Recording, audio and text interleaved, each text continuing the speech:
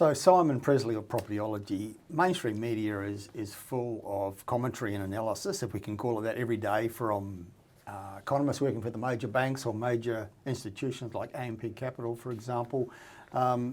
What part does that play in informing or misinforming real estate consumers across Australia? Yeah, well, I mean, like you, Terry, every second day I'll have one or more interviews with either TV or print media or whatever, and they have an important role.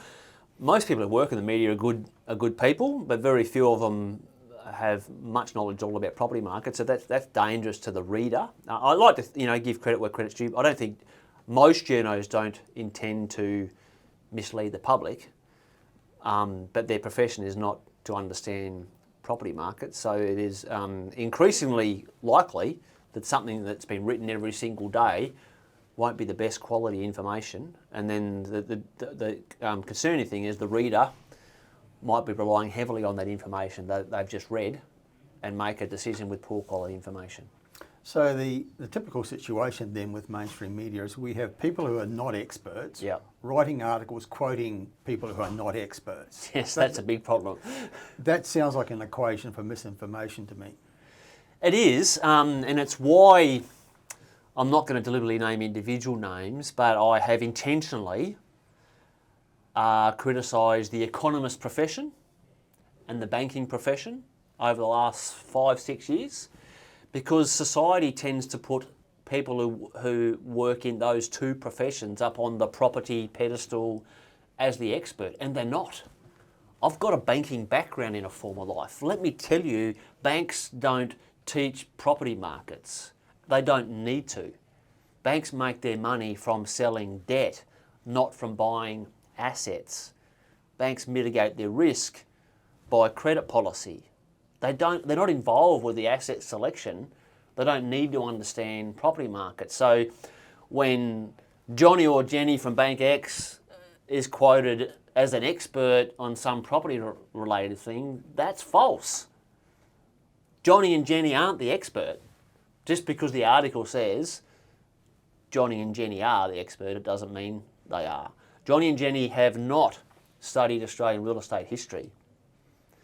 Earning their personal income, there's no consequences to them with the accuracy of the statements they make. They don't mean to mislead. I've met most of these people. They're not intentionally telling a lie, but they don't have the facts. So how can the public be confident that a statement they've made is true and accurate? It's not. So let's illustrate it a little bit by comparing what we're told to expect in some of the recent years and what actually happened. And most of the expectation comes from the forecast from big bank economists. Correct. Fundamentally. Yep. So 2020, the year that COVID struck, we were told that property prices were going to collapse. So what actually happened in 2020? Yeah, well, the forecast ranged from a 30% decline to as much as 50% decline. All four of the major banks were guilty of that. All four. A lot of other economists who don't work for banks said it. There's a couple of high-profile individuals who comment all the time about property markets, but when COVID hit, conveniently went quiet. Because I don't know, I don't want to say this and be wrong. So they forecast massive downturns. But what's important, I think, for the reader is not to focus on what they say, but the reasons that they give for their forecast. So when using the COVID example, they all forecast a massive crash, and then when they explain why there's a massive crash, unanimously, they all said because unemployment rates are going to hit 20%, and most importantly, there will be no population growth because they've just closed the border, and it's impossible for property prices to grow without population growth. That was the statement that they all made. And 27 million people read that and went, well, that sounds logical. We've known for years that population growth has very little influence on property markets. If you are a legitimate expert in the field, you will know that. So for anyone back in 2020 or now who preaches how powerful population growth is in regards to property prices, there's a cue for the reader. Make a mental note of that name, because that's a factually false statement. They also, they've been guilty of a lot of other things, haven't they? But when the interest rate cycle went, well, property prices can't go up when interest rates go up. Well, you think interest rates have never been up before, people? They go up and down all the time. Go back through history. If the statement was true, there'd be a precedent set dozens and dozens of times. Every other time before, when interest rates went up, the property prices go backwards. Sometimes they do, most times they don't. Because there's lots of things that influence property markets, right? Not only do they go up 13 times. In 2020, when we were examining those forecasts, and we said, no, we don't think that's going to happen. We think property prices will probably rise. And we had, for media purposes, we had a 16 dot points on the factors we thought were going to influence property markets in a positive way and overcome the negative impact of COVID. And that's the way it turned out. But if we can fast forward to the next year, 2020, at the start of that year, clearly none of the bank economists or the other usual suspects that are quoted by media saw a property boom coming. They were all forecasting maybe 5 or 6% growth. At least they were forecasting growth, which is unusual, but it was very moderate growth. So what actually happened in 2021? 2021 was the second biggest year for property markets in Australian history. At a time in that year when the national population declined. Hasn't happened since World War One. Mate, we weren't even a germ. That's 4 or 5 generations ago. Which should highlight to people. The things we've been through with COVID and what everyone said would happen and why it would happen, and then what actually happened. There's a wonderful, learning environment created there for people who want to get a better understanding of property markets. So I've always described a property market of an individual town or city as like one massive big jigsaw puzzle. If you're listening to this interview and you could visualise a jigsaw puzzle of the sky, let's say there's 1,000 pieces that we've got to this jigsaw puzzle that make up the sky. A lot of the pieces of the puzzle will be blue because it's a nice day. But some of those pieces will be grey, and some will be light grey, and some will be dark grey. But when you complete the puzzle, you've got a beautiful day there with some clouds. According to the Bureau of Meteorology, mate, we have rain in just about every location in Australia, even if it's just 1 millimetre, 2 or 3 times every week. But that doesn't imply that most days out of 365-day calendar are poor weather. A property market's like that. If you're on a mission to find a perfect property market, you'll never find it because there's always imperfections.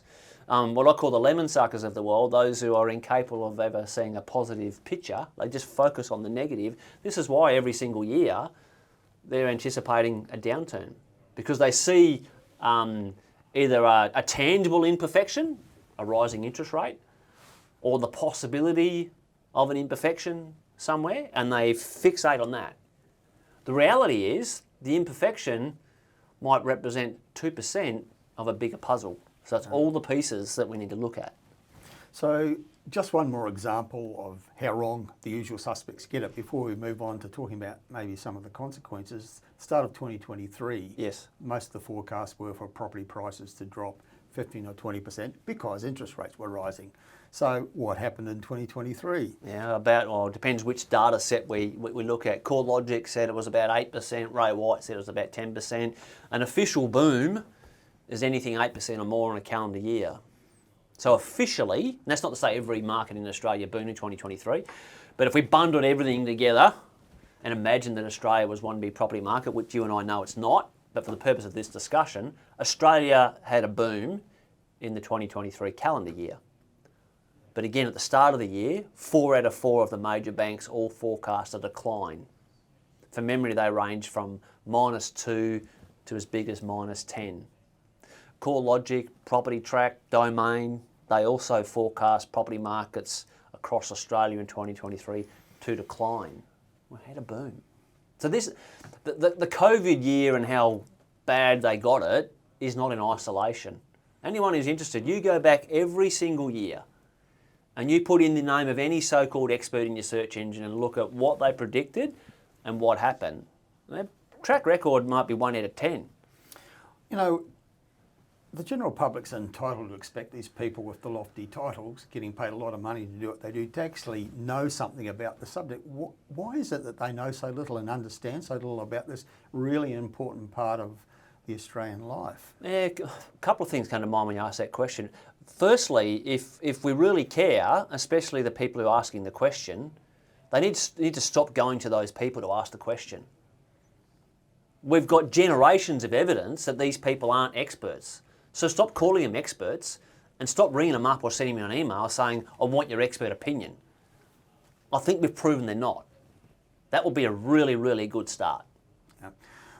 What's most important for me in all this is that there are consequences for Yes. Australian real estate consumers. For example, someone in mid-2020, they're reading that property prices are going to collapse. They were planning to buy an investment property, Yep. and they decided not to. So the consequences can be quite serious in terms of what they didn't achieve that they might have achieved if they hadn't listened. And that's a brilliant point. And that's, I guess, largely where the tone of me talking comes from. It's years and years of frustration, knowing that 27 million people are consuming this information every day, and in a lot of cases making really important decisions to their life under the influence of this rubbish. The people who make these statements, most of them, aren't intending to make a rubbish statement. But this is the problem. When it's not your field of expertise, that increases the risk that you've made a statement that's actually not a really sensible one, right? Which is why we shouldn't be going to them. So, yeah, I mean, every single year there might be some Australians, whether it's a family home or an investment property, that sell an asset out of fear of what the value of that asset might do. That's reckless. They look back later and go, geez, it didn't drop to 30% like you said? In fact, it actually grew by 30%. So I dumped an asset, and I could have owned something that still today that's worth 300 grand more by hanging on to it. That's an example of the consequences of fear. A young first home buyer might have been very disciplined, saving their pennies for years and years and years, and finally, credit to them, got their deposit and they're ready to go. Oh, it's not a good time.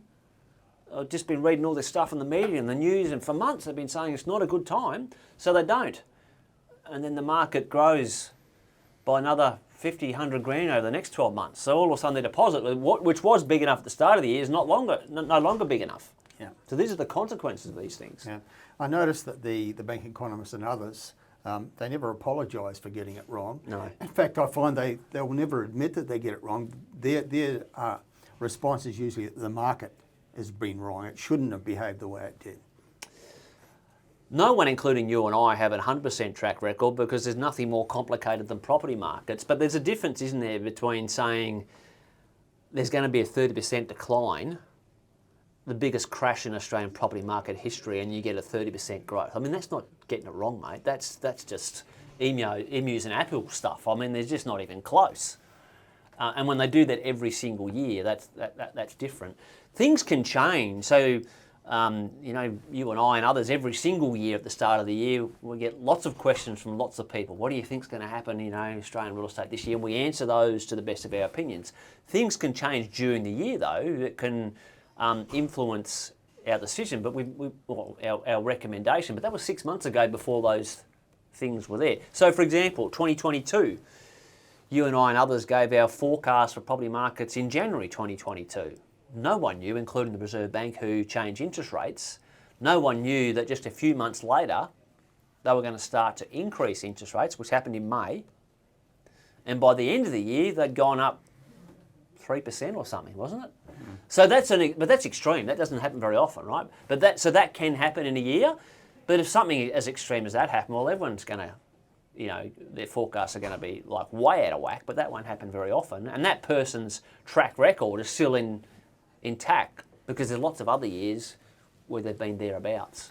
I think one of the clues for real estate consumers that the people quoted as experts aren't terribly good at forecasting real estate markets, particularly bank economists. It's not their core business. No, but they update their forecast every couple of months. So they'll make their forecast for 2024 in January, but you can be sure that in March or April they will change their forecast, and they keep doing it throughout the year, which I think is a clue that they don't know. They're chasing their tail. Yeah, exactly.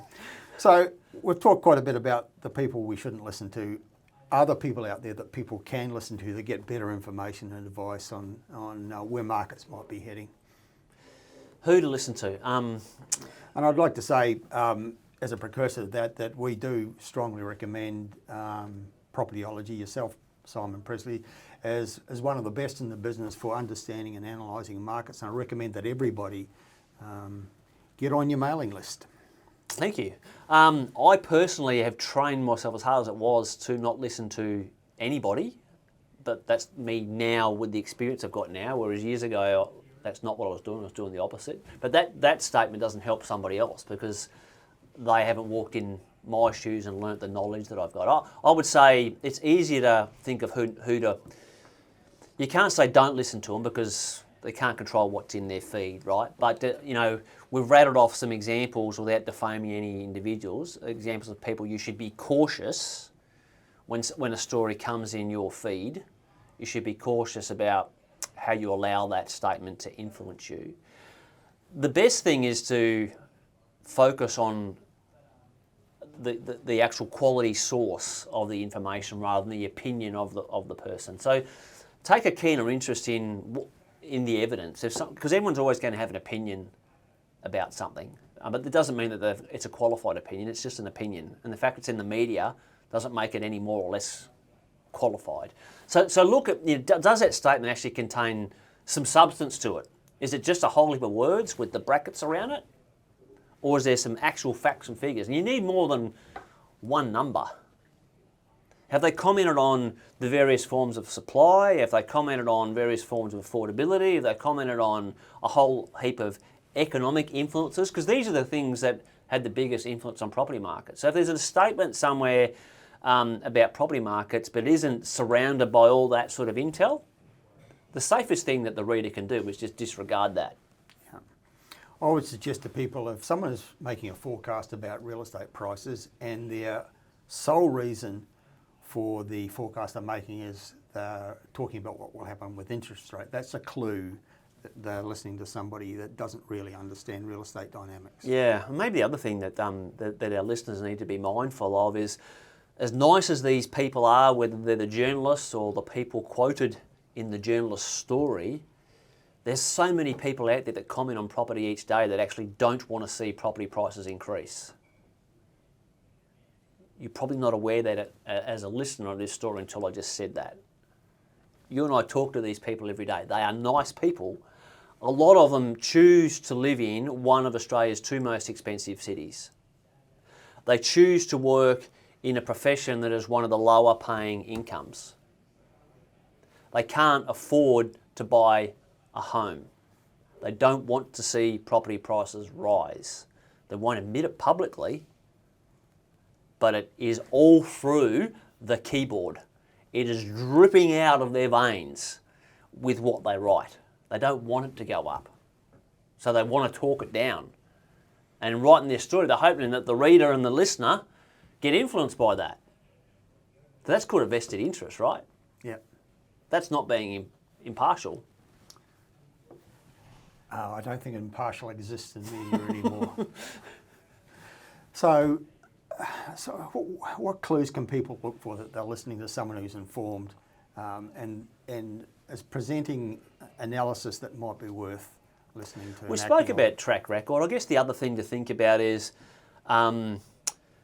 before deciding as the reader of some information whether you're going to be influenced by what you've just read, take a bit of time to learn the background behind that person who's made that statement.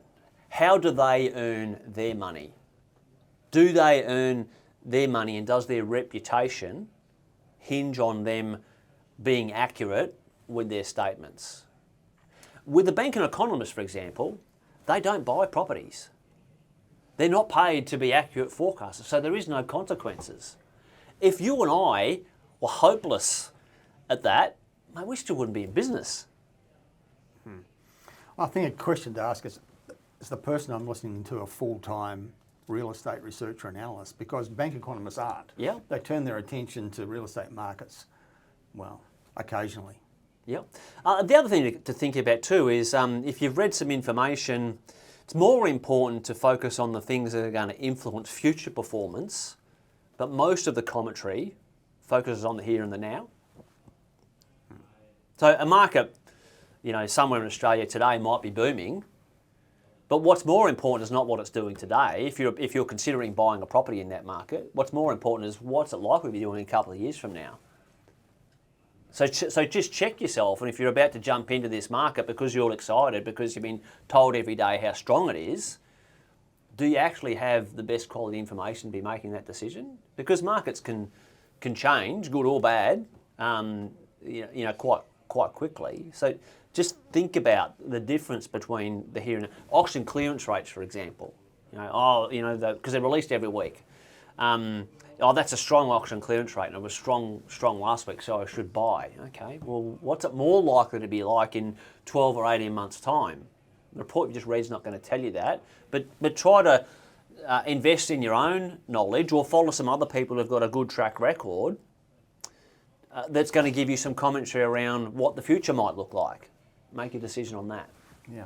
I suppose one of the most important things for people to understand is that most of the forecasting in media is very broad brush. Yeah. Talking about Australian property prices or Sydney property prices. Probably the most important learning is to understand that we don't have an Australian property market. We have very local markets influenced by local economies. Once you understand that, you can cut out all that media white noise perhaps and just focus on what's important. Yeah, every single year the tone of the property commentary will be heavily influenced by whatever is happening in Sydney and Melbourne. And those two markets have always had very similar profiles. There's been a few isolated years where Sydney might have gone in one direction and Melbourne have gone another, but not many. The people who are writing the stories live in Sydney and Melbourne. The politicians and the media live in Sydney and Melbourne. But as a property investor or someone who doesn't live in Sydney and Melbourne and is just interested in real estate in regard to their own home, you need to be mindful every single year that 90% of what you read every day is going to have that Sydney and Melbourne tone. Now, whether Sydney and Melbourne are specifically named in the report or not doesn't matter. They refer to it as one big national property market. If you have a think about what happens on the first working day of every single month, 12 months of the year, every single year, a data reporting company called CoreLogic releases their monthly change in median house prices. And all the major tabloids run stories on those numbers.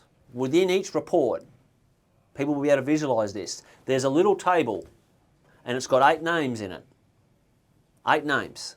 So every single month, on the first day of each month, you're being brainwashed by those 8 names. Darwin, Canberra, Sydney, Melbourne, Hobart, Perth, Adelaide, Brisbane. What about the other 400? They're not in that table. How would you know how they're performing? The odds are that the best performed markets every single year will be in that cup with 800 names, not in the cup with 8 names. Logic, yeah? Absolutely. You won't read about those 400 which will contain the parcels of gold though, rarely. Whenever there's a story written about one or more of those 400 locations, it's usually a blood in the street story. So again, people have been brainwashed. Don't consider anything outside the capital cities because you only read the bad stuff. So how to find out information about the 400? Well, like yourself, we produce good quality, evidence-based, well-researched reports every week. Propertyology website is a free subscription.